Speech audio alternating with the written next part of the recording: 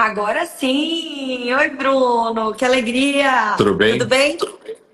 bem? Obrigado por ter aceitado o convite, estar aqui com a gente. Eu que estou feliz de vocês terem feito o convite. Me senti honrada, feliz por essa conexão. Espero que aí dentro desses próximos minutos a gente consiga construir uma linha de raciocínio muito poderosa sobre vendas, comunidade, reforço e como que a gente pode gerar bom capital, boa receita com isso tudo.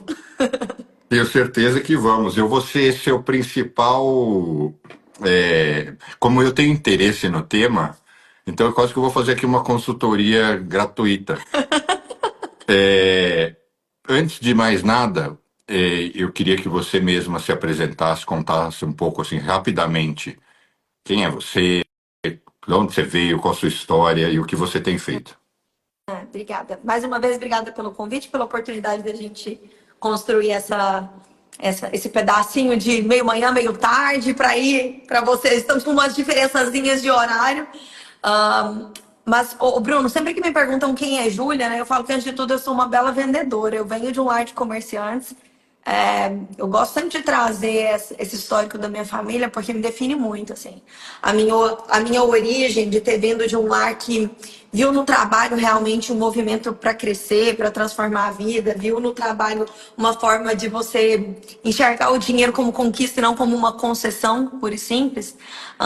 Isso me construiu muito, isso moldou muito também a maneira como eu me construí enquanto empresária, enquanto empreendedora. Então, é aquela típica história do empreendedor que desde pequenininho dava um jeito de vender alguma coisa, construir algo. Quando eu tinha 12 anos, eu iniciei a minha jornada no digital. Comecei com um blog, depois fui para um canal no YouTube. Desse canal no YouTube, migrei também para o Instagram. E depois de 7 anos, Bruno, trabalhando no digital e já tendo tido como clientes algumas marcas bem legais que na época buscavam abrir mercado em Goiânia. Eu sou de Goiânia, hoje eu estou em São Paulo especialmente, mas eu sou uma genuinamente goiana. O meu sotaque me entrega, com 3 segundos de conversa, a pessoa já consegue saber que eu sou goiana. E, e quando marcas como Coca-Cola, Samsung, Uber, Sky queriam abrir a praça de Goiânia para o marketing digital, para o marketing de influência, como eu já estava lá, eu era uma influenciadora pequena, nichada, e conversava muito com o público da região. Então, eu comecei a ter esses relacionamentos com marcas maiores. Isso tudo, pensa, eu era uma menina, 16 anos, minha mãe teve que me emancipar, falou, emancipa essa menina aí, vamos criar um meio para ela, vamos fazer isso acontecer. Isso em 2016, eu tenho 25 hoje, eu sou dos anos 2000, assim, cravado. E dessa geração que veio querendo fazer acontecer a parte sangue nos olhos da geração. E quando eu tinha 19 anos, já na faculdade, mexendo já com comunicação na parte acadêmica, sempre fui apaixonada por entender sobre comportamento de consumo, vem o empreendedorismo no varejo. E aí, onde eu me encontro, de fato, aos 19 anos eu abri a Ambro, e hoje, quase 6 anos depois, estamos aí com alguns feitos interessantes e com uma base de comunidade dentro desse negócio, dentro desse varejo, que a gente consegue trabalhar alguns cases e alguns estudos interessantes sobre campanhas legais que a gente fez, que levou faturamentos expressivos e construções bem legais. Então, eu espero poder contribuir um pouco com essa jornada. Mas conta em mais detalhes, então, o que é o seu negócio hoje? Porque você falou, é Certo. varejo, tem comunidade, mas muita Isso. gente talvez não conheça, pelo menos aqui da minha audiência, né, do meu mundo. Hoje eu estou à frente de 4 operações, na realidade. A operação principal, que é essa que eu abri aos 19 anos, é a Ambro. É uma marca de roupas femininas e a gente é majoritariamente venda no digital. Então, 90 e 100% das nossas vendas acontecem através do nosso site. Agora que a gente está indo um pouco para o digital, temos ali, transformamos o nosso ponto de retirada, nosso escritório, que parece o Google versão Barbie, com piscina de bolinha rosa e afins. Bem vibe criatividade. A gente tem transformado lá agora em um ponto físico de venda também. Estou à frente de uma operação aqui em São Paulo de marketplaces, então a gente vende roupa feminina também em marketplace, com foco São Paulo. Estou à frente de uma empresa de publicidades, então publicidades, cursos e afins, e uma outra empresa que surgiu por conta dos projetos que a gente tocava e que viraram cases dentro da Ambro, que é a minha marca de roupas de comunidades, surgiu a oportunidade. Então, virei para a área da E eu tecnologia perdi. uma plataforma de gestão de afiliados. para a comunidade. Entendi. E o que é essa definição? Porque a nossa chamada é justamente isso, né? Entenda como é o marketing de comunidade. O que é o Exato. marketing de comunidade? Eu acho que a gente conseguir materializar em duas pontas quando a gente tem uma marca que tem bandeiras tão bem definidas que consegue trazer o seu público para si e consegue, para além de trabalhar branding, reforço de marca, a gente consegue também trabalhar a monetização.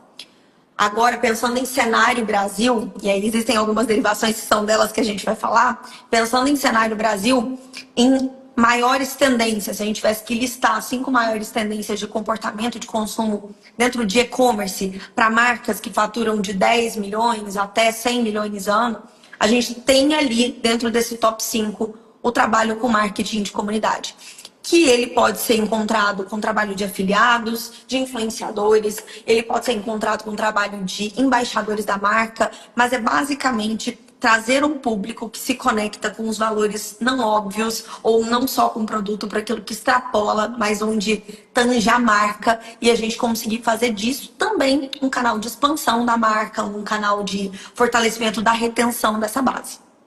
Tá, então não necessariamente quando fala marketing de comunidade que necessariamente os clientes precisam interagir entre si.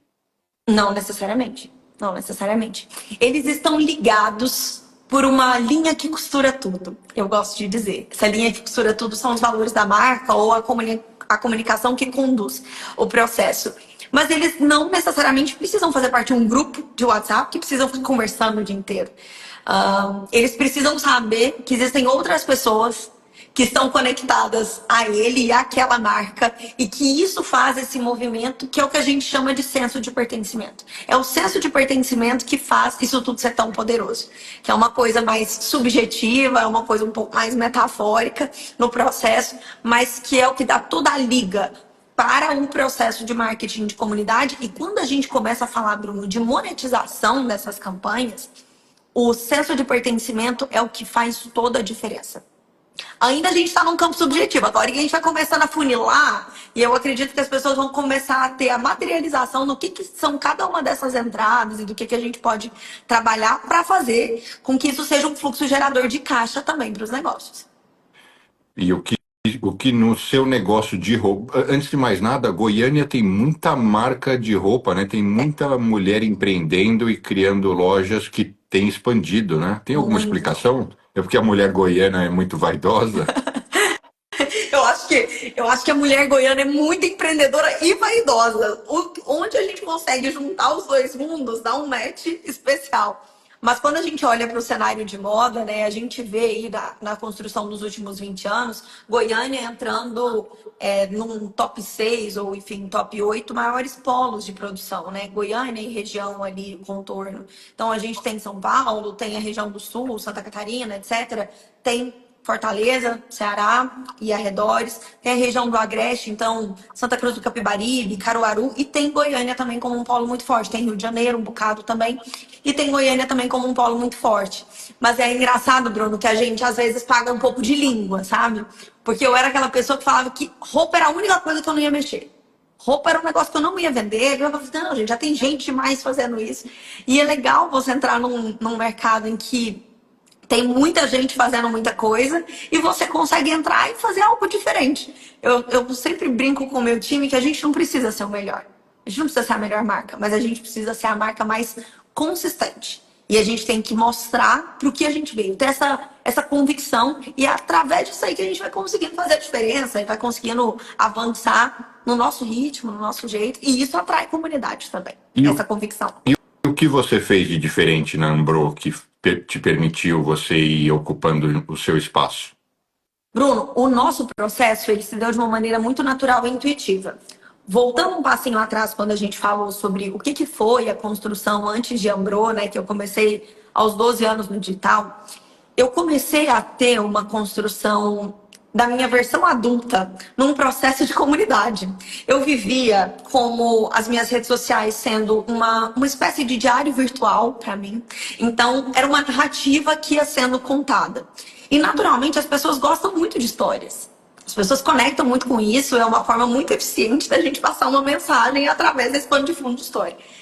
Então, foi acontecendo com a construção da Júlia de ter uma facilidade de se conectar com as pessoas, redes sociais e afins, através dessa comunicação muito próxima, muito afetiva. E quando eu abro um negócio, isso mesmo que intuitivamente transborda para o negócio também.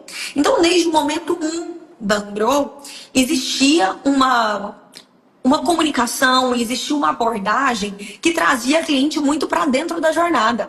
Era como se eu fosse o tamagotchizinho delas.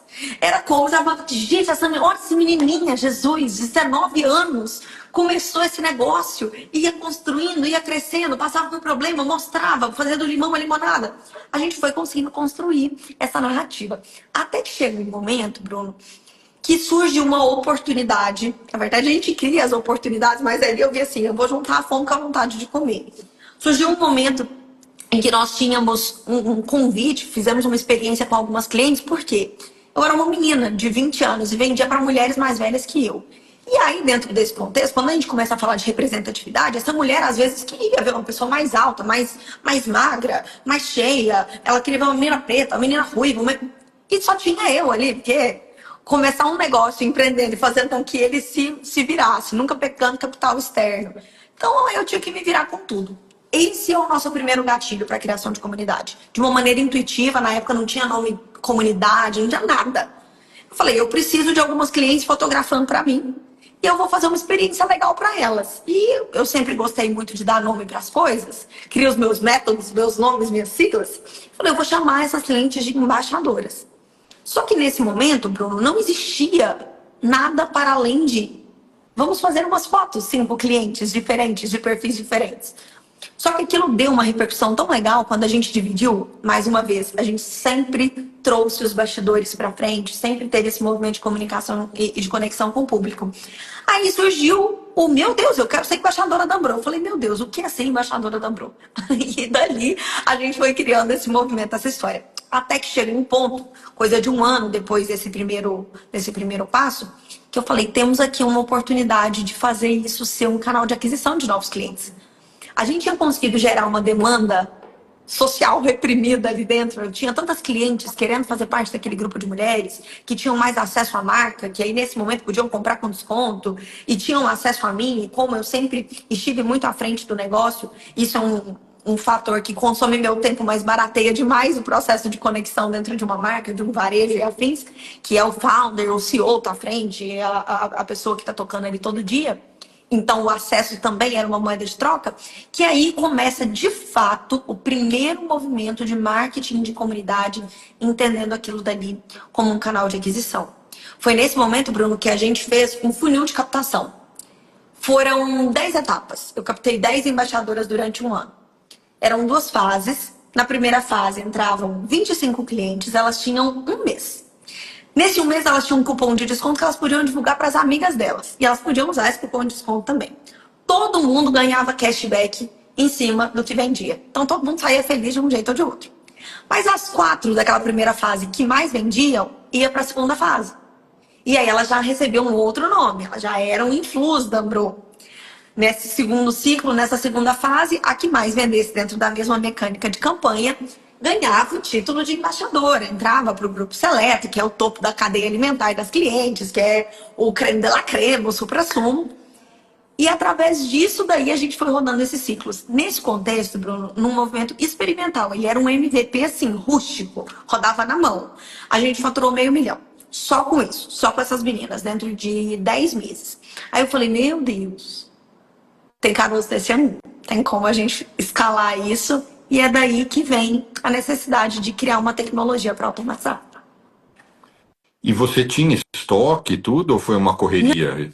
Não, tinha. O que a gente estava passando? Eu já estava num ano em que a gente dobrava a empresa.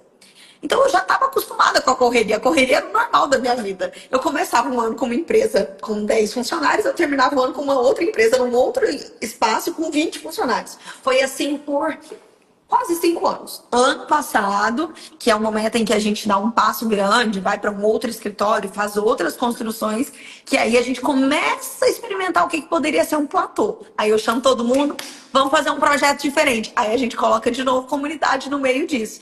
Foi aí que eu testei fazer um cruzeiro, levei 3 clientes para a Europa com tudo pago para conhecer o Mediterrâneo, conhecendo 3 países através de um fluxo de comunidade. Mais ou menos nesse formato, nesse funil também. E aí, nisso, em 40 dias, 45 dias, a gente faturou R$ 427 mil. E aí, já pegamos uma outra vertente, uma outra proposta. Mas tem muita coisa que dá para fazer com comunidade. Bruno de Deus. Mas conta melhor essa história da viagem. Você fez a mesma coisa, você provocou as suas clientes de vamos ver quem que vai ganhar e vai comigo, é isso? Foi nessa pegada? Exatamente. Como a gente precisa entender que comunidade é muito importante, mas que a dinâmica do negócio também é muito importante, por isso que eu sempre falo que não é um ou outro, um à frente do outro, são os dois caminhando juntos e se balizando e se organizando no processo. Eu precisava fazer com que aquela campanha fosse lucrativa para a empresa, que ela trouxesse para a gente a aquisição de novos clientes e que esses clientes chegassem para mim com um CAC, um custo de aquisição bem interessante, e que também eles chegassem para mim com uma barreira bem menor. Que eu conseguisse chegar até esse cliente, comunicar com esse cliente com muito mais facilidade. E tem coisa melhor do que isso, do que um amigo que você confia te indicar algo que ele gosta. Ele não é influenciador, ele não foi um anúncio, ele não foi uma coisa que aleatoriamente o Instagram entregou. Então era alguém que aquela pessoa estava conhecendo, ele estava chegando até mim dessa forma, nesse formato bonito e quentinho. Então, a nossa intenção era basicamente essa. O que foi a mecânica da campanha? 2 fases, mais uma vez. Fizemos, num primeiro momento, toda uma comunicação. Plantamos a sementinha no coração dos clientes. Pensa, a comunicação era bem isso mesmo, assim, esse é o sinal que você estava esperando do universo. Está querendo um momento para você, realização de um sonho? Agora você pode ter essa oportunidade com a gente. E foi tão legal, Bruno, que depois eu até trago um feedback também do que foi para além da receita gerada, mas do movimento gerado também com os clientes, que o próprio movimento fez um reforço de marca também super legal para a gente. Mas voltando na mecânica, a gente colocou 150 clientes cadastradas na campanha. Elas tinham a primeira fase, que era 20 dias. Elas tinham um cupom de 5% de desconto para divulgar para quem elas quisessem. E em tudo que elas vendessem, elas também ganhavam cashback. Então, elas não ganhavam dinheiro, elas ganhavam um gift back para usar dentro do meu negócio. E aí, quando passava para a segunda fase, eram só as 30 que mais tivessem vendido na fase anterior.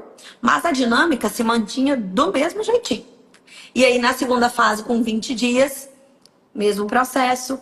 As que estivessem ocupando as 3 primeiras colocações do ranking, que a gente trabalhava muito gamificação, ganhavam a viagem com tudo pago. Teve Ambrocard em euro para elas gastarem lá, teve passagem aérea, tudo.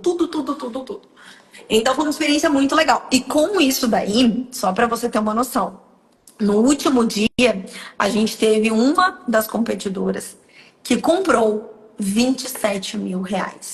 No último dia, ela falou, eu quero ir. E eu vou ir nesse cruzeiro.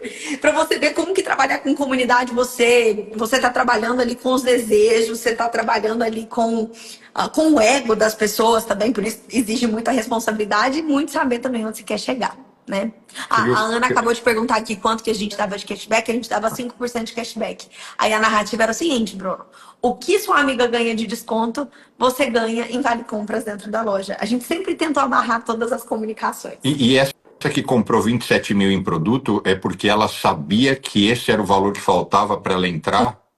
Não, aí vamos lá, mente marqueteira. No último dia que a gente teve o último lançamento, elas não tinham acesso mais ao ranking. Foi um ranking às cegas. Então elas não sabiam quanto que precisava.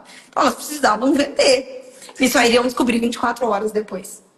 Mas enfim, foi super legal. E as 3 ganhadoras, somando o que elas venderam, né, e o que elas construíram, isso só de segunda fase, não tô nem falando de primeira.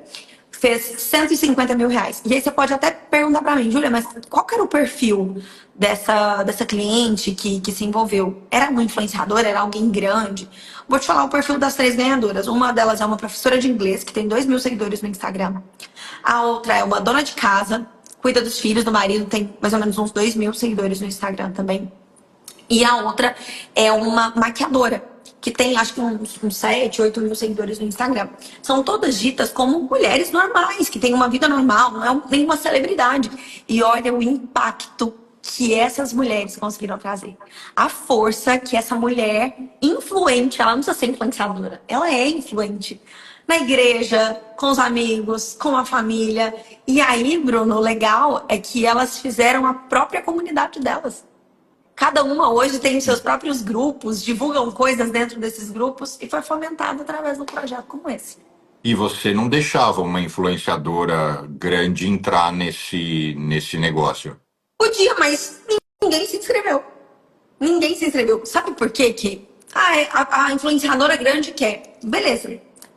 Tem muitas influenciadoras grandes que, inclusive, a gente contrata dentro da Ambro, que não conseguem, mesmo pagas, dar um resultado como esse, que uma professora de inglês com 2 mil seguidores no Instagram conseguiu dar.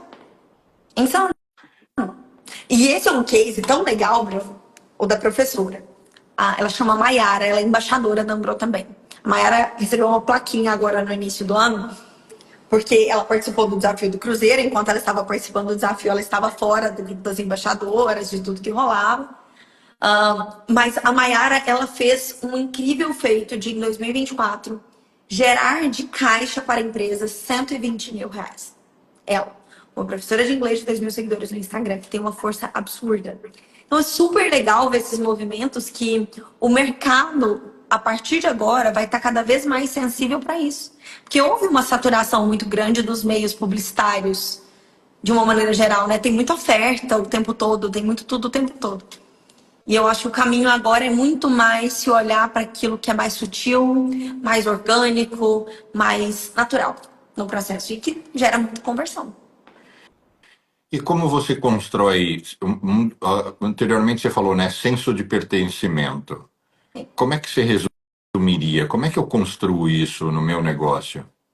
Existem alguns passos que eles são passos que eu brinco que é como se eles fossem juros compostos, tá? Vou falar mais ou menos na sua linguagem. Quanto mais você faz de fato, e que não é uma coisa do dia para a noite para a gente construir um patrimônio gigantesco, também não vai ser do dia para a noite para construir uma comunidade muito coesa e muito conectada. Mas eu entendo que existem alguns gatilhos que facilitam muito esse processo. Então, a primeira coisa, eu vejo com muita clareza que é ter um mapeamento de público, mas ele não é, Bruno, um mapeamento de público que é o óbvio, ou que é dado demográfico e análise superficial. É você entender realmente quem é seu cliente. É entender se seu cliente, depois que ele sai do escritório de sexta-feira, se ele vai para o happy hour com os amigos, ou se ele vai pegar os filhos na escola e vai buscar a mulher no trabalho. É entender essas nuances de comportamento, de vivências, de desejos ocultos, de interesses, de inspirações, de aspirações. Então, eu acho que é um processo que a maioria das pessoas, elas negligenciam dentro dos seus negócios. Elas ficam ou presas em analisar dados que estão ali, mais superficiais, então é entender onde que essas pessoas estão, o que que elas mais compram, a idade delas, um pouco sobre comportamento.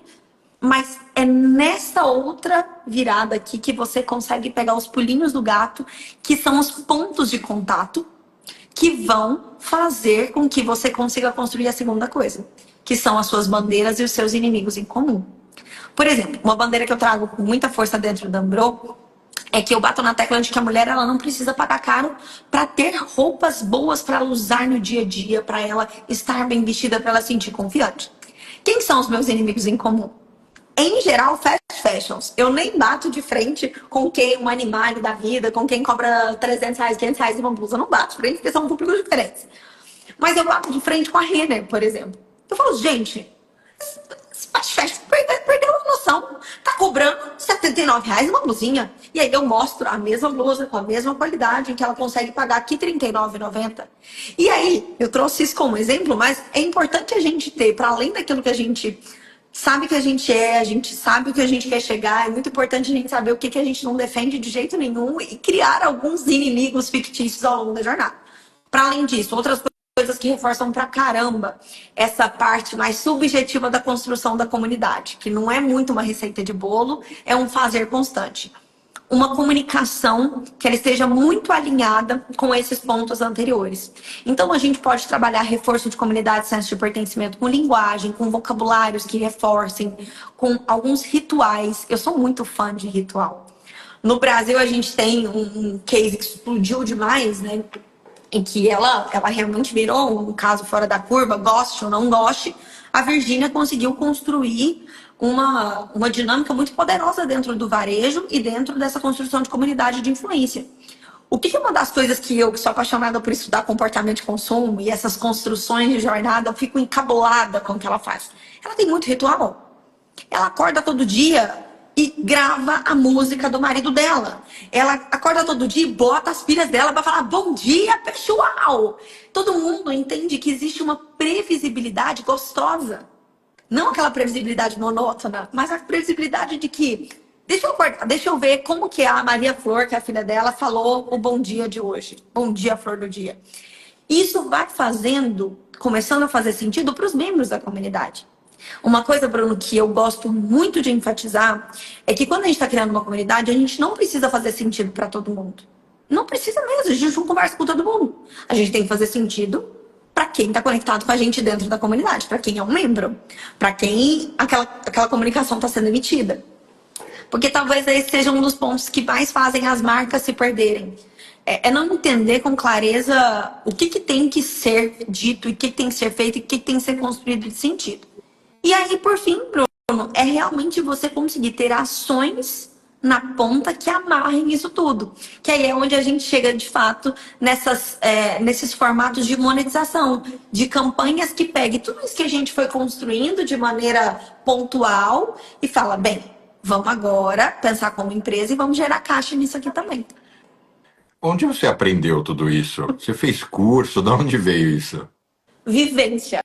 Vivência do tamanho dos meus boletos, Bruno. Eles são muito grandes e eu tive que ser criativa para encontrar gente para pagar eles. Não, mas ainda assim, você deve ter lido um monte de coisa, feito alguns cursos, se inspirado em outras pessoas. Você não Com foi certeza, pegando uma coisa aqui, outra lá? Sim, com certeza. Eu venho de um lar de professoras. Então, assim, minha mãe, minha tia, minha avó são professoras. Mas elas me ensinaram uma coisa que eu acho que é muito valiosa, que é você aprender com tudo. No sentido de você estar tão presente no presente. A minha mente, ela, de fato, ela não para. Eu estou viajando, não é que eu estou trabalhando o tempo todo, mas eu estou atenta a todas as coisas. E eu acho que construções, assim, em que a gente vai se afunilando em uma área, tal qual é você na sua área, que você vive e respira isso, eu imagino que você seja apaixonado pelo assunto e por estar conectado com gente que também gosta, você vai criando as suas próprias leituras, né? É claro que auxilia demais. Pô, quando eu vou num evento, num fórum da vida e vou ouvir alguém falar sobre a construção que fez com os melhores clientes, aquilo vai me dar insight. Então, eu vou assistir um Reels, encontro um conteúdo, aquilo dali vira repertório para mim. E é nessa vivência de juntar um pouquinho de tudo e de estar atenta ao que a vida pode me apresentar e o que eu posso construir com aquilo, é que a gente vai construindo uns negócios doidos desse. E hoje você ensina ou ajuda quem queira construir um sistema de comunidade? Total. Quando eu criei a Etsy, que é essa plataforma de gestão de afiliados, eu falei assim, bem, eu entendo que eu vou precisar trazer a visão de trabalhar com isso para o mercado, porque eu sabia que não era uma coisa familiar para o lojista, para o dono de e-commerce, era familiar para uma minoria.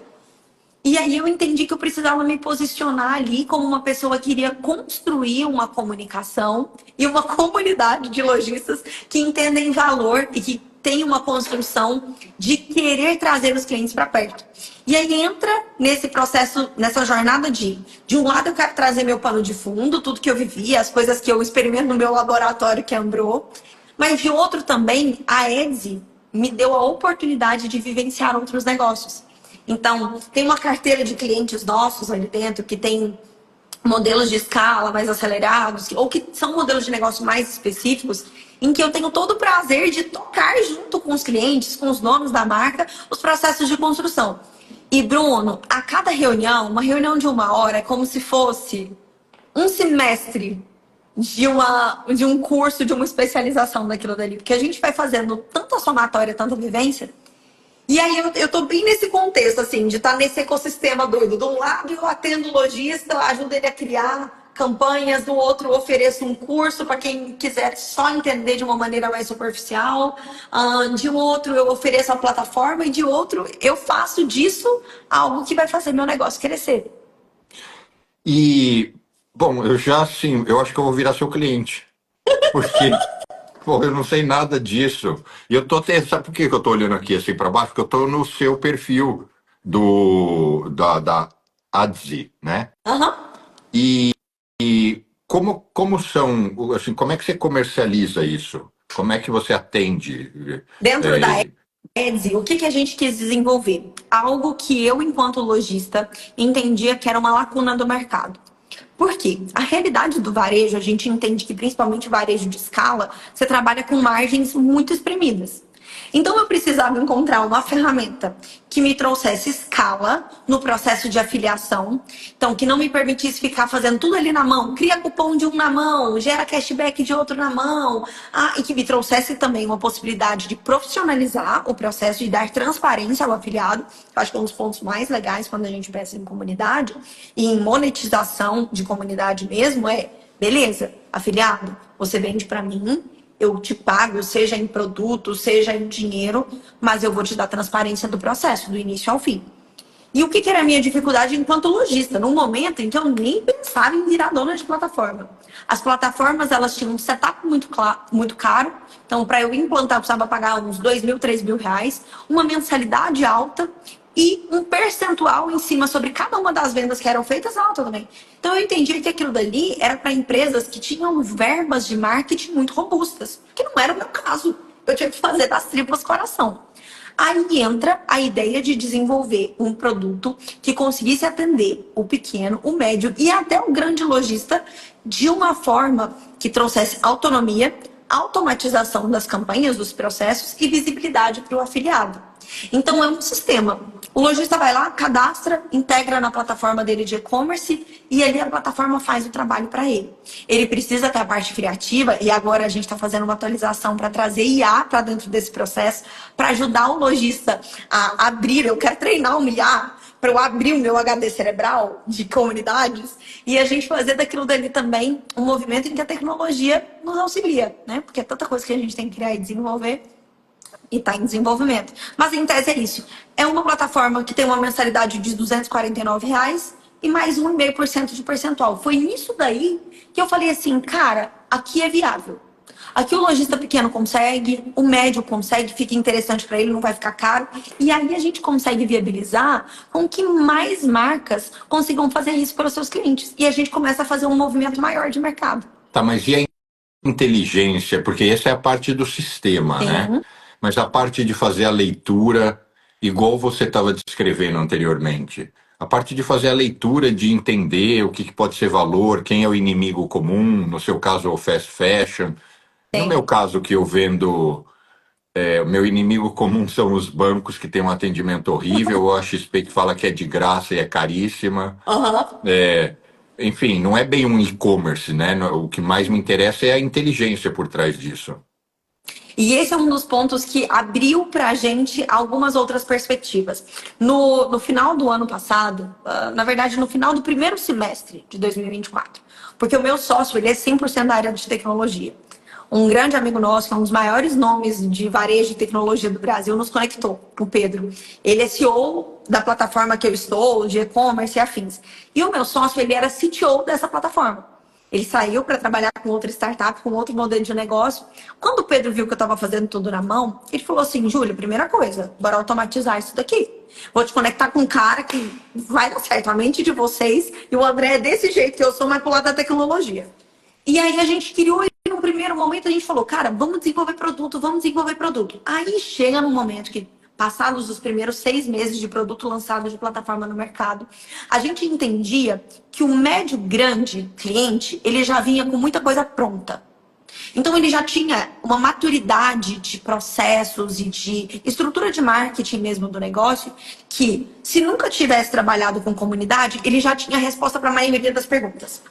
Mas a gente foi começando a entender que a gente precisava atender a dor do mercado, que é, quero trabalhar com isso, mas não sei como é que eu vou trabalhar com isso. E aí? Ter a plataforma sem ter o Paranauê anterior não resolve nada. E foi aí o nosso primeiro passo. Cara, a gente vai ter que colocar um pezinho no lado educacional do processo. Foi aí que a gente desenvolve o método.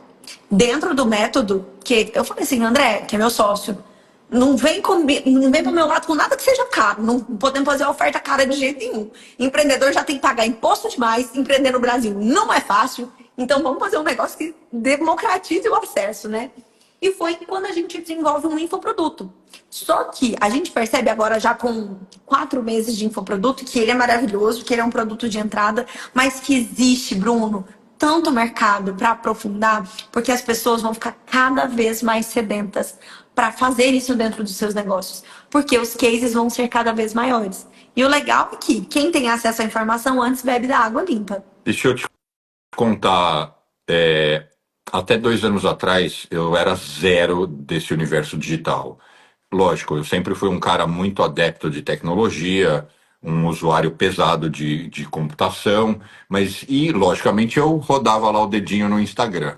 E tinha uma ideia, né, uma ideia não, eu tinha uma visão clara dos YouTubers sendo construídos, dos influenciadores crescendo, das Virgínias da vida, mas era só isso. Aí eu resolvi me expor nas redes sociais. E eu falei, bom, se é para fazer, vamos fazer direito. Montei um time, contratei gente, assessoria enfim, um negócio todo. Mas eu falei, eu não vou conseguir ter senso crítico em cuidar das pessoas e ter clareza nos meus planos se eu não passar a entender muito. Eu comprei todos os cursos que apareceram. Então, assim, eu vou dar nomes, tá? Novo Mercado e seus produtos, Priscila Zilo e companhia, Fórmula de lançamento do Érico, Ladeira com o Perpétuo e etc. Adoro. E indiretamente, todos eles pincelam um pouco essa ideia de comunidade, mas eles não vão a fundo nisso, né? Pelo menos, se tem alguma coisa lá, eu não vi, porque também assistir tudo assim, eu teria que parar, eu teria que virar um desempregado, porque dá trabalho e toma tempo, né? Então, hoje eu entendo um pouco, mas eu ainda percebo o seguinte: falta muito para essa compreensão de comunidade. E o meu sonho é poder criar, de alguma forma, uma comunidade, um senso de comunidade, mas uma comunidade também na prática, onde eu consiga mostrar para pessoas que não têm muito recurso como é que elas podem investir da mesma forma que os meus clientes, que são multimilionários, investem e que ganham muito mais e que estão protegidos dessa indústria financeira cruel. Então, por isso que eu falei que eu vou ser seu cliente, um case aí de um setor diferente. Olha só, a Beli Taranha perguntou: qual é o maior desafio de atuar no marketing de comunidade? Fidelizar esse público? É fidelizar o público, só que isso é um processo que vem anterior, que está dentro daquela parte em que a gente falava sobre a subjetividade do processo, que é você fazer o mapeamento, é você trazer esse público todos os dias, que é quando a gente brinca que são os juros compostos da composição do patrimônio, que é o senso de pertencimento.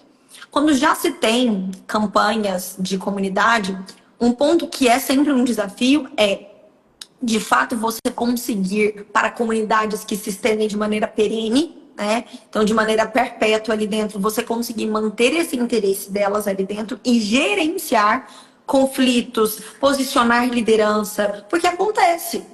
São pessoas trocando ideias, convivendo junto, mas a marca precisa ser o centro e um centro com valores muito bem definidos. Então, ser liderança é o maior desafio.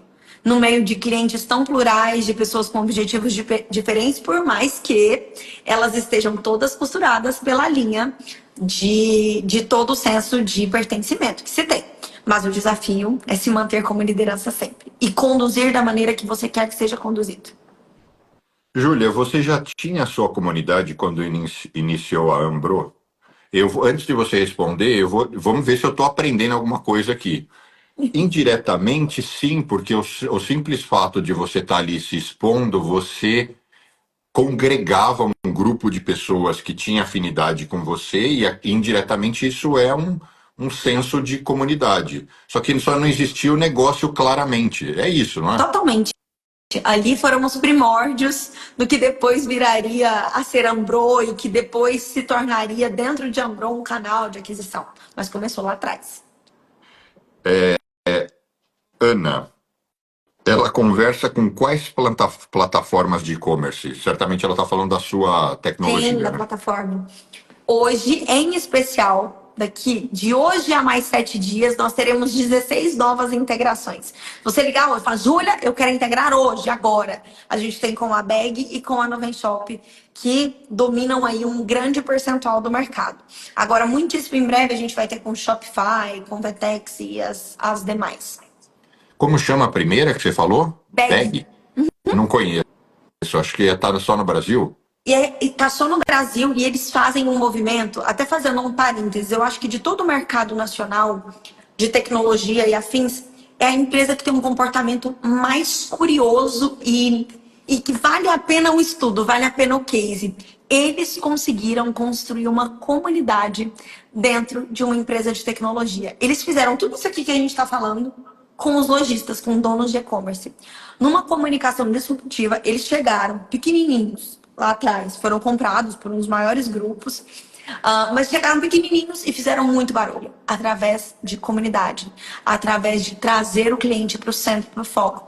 Eles têm um case que, para mim, é um dos mais fabulosos assim, do mercado. De tecnologia, eu custo encontrar alguém que bata de frente com o que eles fizeram. E eles, onde eles ficam? Em Goiânia ou São Paulo? Não, a sede deles é em BH, mas tem time distribuído. Os desenvolvedores estão cada um em um canto. Tem um pouco também do time do pessoal no Rio Grande do Sul. E aos poucos você e esses negócios já estão se tornando maiores que a marca de roupa, não? Total. Daqui a pouco você pode vender ela. Esse é o caminho, entendeu? Para algum momento. Eu confesso que Ambro, sabe quando a gente tem um projeto na vida da gente, você fala assim, esse no fritar nos ovos é o meu bibelô, é assim, a menina dos olhos. Por que eu gosto muito da Ambro? Porque ela ali me proporciona ter um laboratório. Todas as outras áreas e todos os outros negócios, eles têm uma força muito interessante porque eu consigo validar e eu consigo gerar resultado dentro daquilo que é meu. Então, quando uma pessoa vem e fala assim, eu não acredito que isso aí dá certo. Eu falo assim, então tá. Então, 500 mil aqui em 45 dias, você acha que não é nada? Não é dinheiro. O que é? Acho que dá certo. Faturar 2 milhões com isso aqui. Você acha que não dá certo? E aí é onde você confronta. Para mim, a única coisa que é indiscutível é resultado. Então, bom, é bom ter um lugar para ter resultado. E você acha que você consegue dividir e implantar essa sua teoria num negócio como o meu, que não é varejo no sentido de não ser um produto, é um serviço, né? Você acha que encaixa você, assim, ou é do tipo, Bruno, tô fora, não quero saber disso não? Com toda certeza, Bruno, o que a gente tem que entender? Tudo que é um gerador de caixa, um gerador de receita, seja produto, serviço, plataforma e afins, que você tem com muita clareza aquilo que você comunica. Você tem, de fato, argumento para você gerar dentro de uma comunidade ou de um grupo esses sensos, esses valores de, cara, tem mais gente que poderia estar conectado com isso aqui. Nossa, fulano de tal, meu amigo de infância. Isso aqui poderia resolver a vida dele. Eu gosto tanto daquilo que eu compro, ou daquilo que eu consumo enquanto serviço, ou do que você faz, que proporciona para a vida desses clientes que você possui, que se eles trazem outras pessoas, e aí até um parêntese super importante, tá? Às vezes as pessoas confundem trabalhar com marketing de comunidade só com uma afiliação em que a recompensa final é dinheiro. Mas tem clientes nossos que criam planos de afiliação em que a recompensa não é dinheiro. Que a recompensa é acesso, que a recompensa é status, que a recompensa é visibilidade. Existem tantas moedas de troca, Bruno, tantas moedas de troca. E quando você condensa isso tudo e consegue fazer uma salada de frutas maravilhosa e testar coisas diferentes, é bem legal o resultado que se tem. Pô, eu tenho um monte, sabe, você vai falando na minha cabeça, eu sou um sonhador nesse universo, porque ele é novo para mim, né? E eu fico imaginando aqui um monte de coisas legais, como você falou, a recompensa é acesso, o fato de eu estar em Nova York e ter acesso justamente a locais, empresas e esse universo que é muito relativamente distante do brasileiro, mesmo do brasileiro, de um profissional qualificado, de um grande gestor, como também de um grande investidor. Eu acho que dá para a gente fazer umas coisas bem assim, bem crazy, assim, bem interessantes. É, é possível, pergunta que chegou aqui, é possível vender pelo... É um pouco fora do tema, mas é possível vender pelo Instagram sem aparecer? Com toda certeza. E eu vou dar um exemplo de um dos maiores cases, para mim, mundiais de comunidade. Para mim, entendendo o mercado Brasil, né?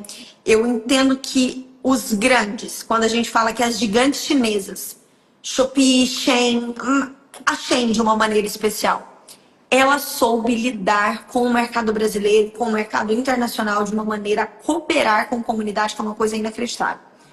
Olha o que eles fazem. Não existe nenhuma chinesinha lá que está à frente do negócio mostrando e conectando. Eles fizeram através de comportamento, de jogos, de gamificação, eu falo assim, que eles são os mestres do neuromarketing para mim. Porque é impressionante como que eles conseguiram sair da impessoalidade e chegar a uma comunidade coesa que é apaixonada pela marca. Então, eles têm dinâmicas muito próprias, porque eles entenderam com muita clareza o que o cliente queria e quem era esse cliente. Inicialmente, era o cliente que amava o estilo de roupa da Zara, ou que amava o estilo de roupa da Mango, da H&M e afins da H&M, não, mas vamos falar de Zara, Mango e etc. Mas que não queria pagar aquele valor. Queria pagar, talvez, um terço a menos. Queria ter uma dinâmica mais acessível. E eles começaram a replicar isso. Replicar. De um modo que, como eles não tinham pessoalidade, eles colocaram o próprio cliente para ser o grande holofote da marca. De um modo que, se você compra uma roupa na Shein, eu compro esse blazer na Shein. Se eu posto foto do blazer, usando o blazer lá dentro do site deles, eu ganho um ponto. Se eu entro todos os dias dentro do site deles e faço um negócio chamado check-in, eu ganho pontos. E você começa a ter outras amigas e outras pessoas que fazem isso. E aquilo dali é uma comunidade de pessoas que se ajudam. E no fim das contas, não houve nenhuma chinesinha por trás. Mas existe um negócio bilionário que movimenta bilhões. E aí a gente fala no mercado próximo a gente, falando só de janela moda. Porque lá dentro hoje eles vendem outras coisas também. E eles conseguiram fazer isso com maestria. Sem pessoalidade, mas com muita humanização. Não, sensacional. A gente tem que marcar então uma reunião fora do ao vivo aqui. Tô dentro. Mas eu só fico imaginando como é que você vai dar conta, como é que você dá conta, porque deve chegar um Bruno, 3 Brunos por dia dizendo, porque não quer me ajudar aqui, resolver. Você estava aqui, você estava em Nova York agora em janeiro para essa feira de varejo, a NRF? Eu gostaria de ter estado. Ano que vem estarei aí, Bruno. Teremos uma ótima oportunidade de nos conhecermos pessoalmente. Bom, ano que vem eu não perco. Aí você vai gravar um podcast comigo no meu estúdio. Aí vai ser chique. Mas sabe por que eu tô te falando isso? Literalmente, brasileiros tinham mais de 3 mil na feira. Mas eu tenho certeza que mais de 1.500 eram assim, as pessoas... Eu recebi vários no meu podcast, né? Vários empresários e tal. E eu fiz amizade. Um dos meus grandes amigos aqui em Nova York é amigo de um dos donos da FTX, que é um grupo que trouxe mais de 250 pessoas, todos eles eram donos ou CEOs de empresas de varejo. Então, assim, tava lá a Trajano, tava no grupo dele, mas eu não vou nem lembrar, é muita gente, mas sei lá, o dono daquela rede de drogaria tá lá, daquela marca de roupa tá lá. Eu imagino você ali e ainda fazendo uma palestra para esse grupo de 250 dele, eu só ali você já não ia mais, você ia ignorar minhas ligações. Falar, Bruno, não tem mais tempo pra você, porque eu ia ter tanta gente te consumindo que você ia ficar por conta deles. Ai, mas eu vou te falar, ó, ano que vem, esse pra mim é um dos meus maiores objetivos. É de fato, e é curioso porque, pensa, é um evento que já tem, né, todo um histórico, toda uma construção, mas nesse último ano em especial, foi o ano em que eu senti que ele furou a bolha, realmente, sabe? Foi um momento em que o Brasil e principalmente o e-commerce olhou com olhos de muita sede para estar lá. Assim, os donos, os meus amigos donos das maiores plataformas que são vinculadas a e-commerce, que desenvolvem tecnologias para e-commerce, e os grandes que estão à frente do varejo que eu conheço, estavam todos. Eu falei, gente, como que eu não conheci isso? Travou, não sei se só. Opa, voltou. Voltamos. Voltou. Você me perdeu? Eu ouvi até onde você estava dizendo, nossa, gente, como é que eu não conhecia? Mas é isso mesmo. Eu termino com essa mesma indagação. Gente, como é que eu não conhecia? Mas isso é interessante, Bruno, porque isso mostra muito pra gente sobre as nossas bolhas, né? Eu sempre fui uma pessoa muito ligada nessas conexões, nossa, muito comunicativa. Você faz uma amizade aqui, faz uma amizade ali, fulano te apresenta o outro fulano, etc. E dentro do mercado do e-commerce em especial, nunca furei muito para subir para varejo, alta distribuição. Eu sempre fiquei mais na minha bolha.